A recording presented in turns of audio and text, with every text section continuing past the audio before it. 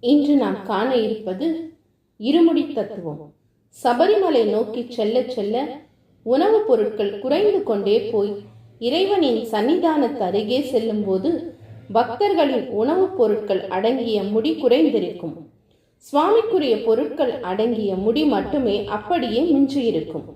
இது ஒவ்வொரு ஆத்மாவும் இறைவனை அடையும் நிலையை உணர்த்துகிறது.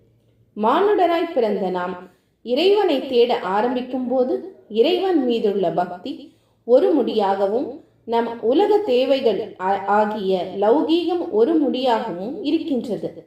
இரண்டு அம்சங்களுடனே நாம் இறைவனை தேடுகின்றோம். அந்த தேடலின் மெய்ஞானம் கிட்ட கிட்ட நம் லௌகீக பற்று குறைந்து மறைந்து போகின்றது.